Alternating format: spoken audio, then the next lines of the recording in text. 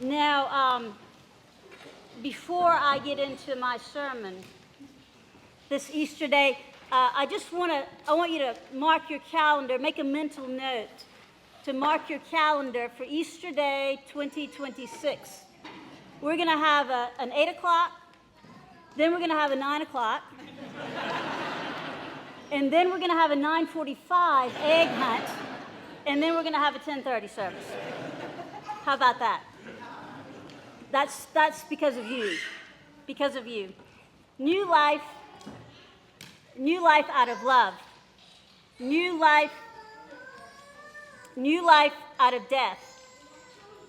Mary Magdalene went to the tomb before the sun came up. She went while it was still dark. She saw that the stone had been removed. She ran to Simon Peter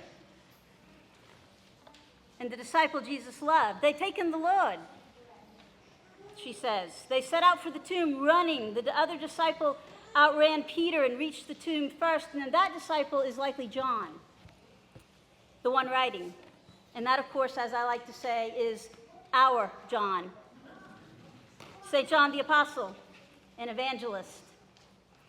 He bent down to look into the tomb. He saw the linen wrappings, but he didn't go in. Then Peter arrived, and he went into the tomb. And John went in, and he saw and believed. As yet they did not understand. And then they went home. But Mary did not go anywhere. She stayed. She was disconsolate, weeping. She looked in, saw two angels, and they asked her, "Why are you weeping? They've taken away my Lord." She turned around and she saw Jesus. She did not know that it was Jesus. She thought he was the gardener. I like to look at the gardeners when I say that. Jesus says her name, and Mary recognizes him. "I have seen the Lord." As the messenger of the risen Jesus, Mary Magdalene can do nothing other than go and tell what she has seen and experienced. New life out of love. New life even from the grave. The Lord has called his own sheep by her name, and she recognizes his voice. New life even out of death and destruction.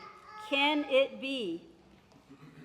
Episcopal Bishop Stephen Charleston has a book titled "We Survived the End of the World: Lessons from Native America on Apocalypse and Hope." He writes about the Native American experience, and he says about his people, "We lost everything except the one thing that could not be taken from us, hope." He reframes the term apocalypse by returning to its original meaning. An apocalypse is an uncovering, a revelation, a discovery, a vision. He goes on to say, and he was writing in 2023, he says, "We are living in an age of anxiety." You may not think so. It may describe your situation perfectly. You may think it describes the world's situation, or not. What he says is, apocalypse is what we are living through. His book is a book about hope. Hope. For many of us, it is true that confusing times bring out either the best or the worst in us. The better angels of our nature or the warring demons within us. And some days, if we are honest, maybe a combination of both. Rebecca Solnit has a book from some years ago, at least 25 years ago, that I regularly find myself returning to. It's called Hope in the Dark. She says it is important to recognize that there is this sense. It's important to recognize that there is this sense that for those of us in our earthly pilgrimage and who walk as yet by faith and not by sight, the sense that the world is always being made and is never finished. And that paradise on earth is not the place at which you arrive, but the journey toward it.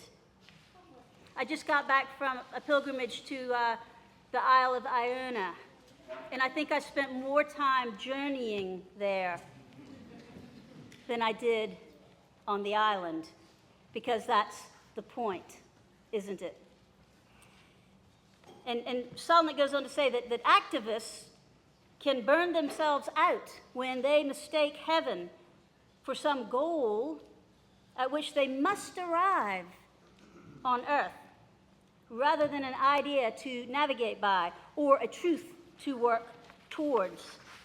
Paradise on earth, she says, does not require of us courage or selflessness or creativity or passion for good. When everything's going great, those virtues aren't needed. And so we lose the capacity for them. And now, a quarter of the way into the 21st century, I think perhaps many of us have found this to be true. It seems to me that we desperately need to recover, for the sake of our young people and everyone else, the rest of us, the teaching that true meaning in life is found in service and, yes, even sacrifice for others. The future and the present depend on this. Remove the opportunities to grow and struggle. Remove the belief that we all have things to learn. And what are we left with? We are left with a listlessness and an inability to navigate when the waters of life grow choppy, and they do. Not to mention, a certain judgment enters into us, and an inordinate emphasis on self and all the things that we might think we deserve. A focus on self. Self-care strangely seems to be a topic these days, as if service were a job and not a joy and a life. Jesus did not talk about protecting oneself. Come follow me and you're going to die, because where I'm going, you're going too. Jesus talked about and went to the cross.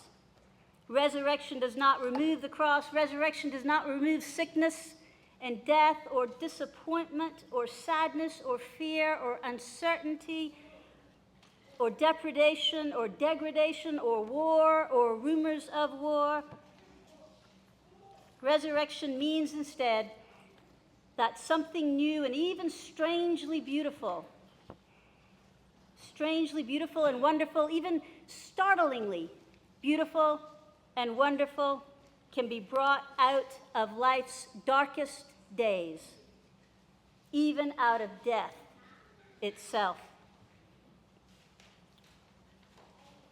What might even be meant by man for ill or good, God can use for good. This is the comfort of the cross. This is the reality of resurrection, new life out of love. Because of Easter, love wins. Love wins.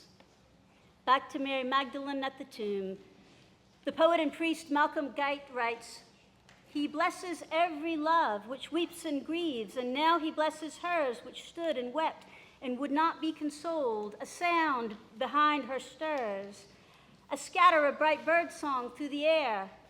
She turns, but cannot focus through her tears or recognize the gardener standing there. She hardly hears his gentle question, 'Why? Why are you weeping?' Or sees the play of light that brightens as she chokes out her reply, 'They took my love away. My day is nigh.' And then she hears her name. She hears love say, the word that turns her night and ours today. It is Easter, Resurrection Day. Let Jesus turn your dark night into day and find new meaning for your living, new life out of love. Amen.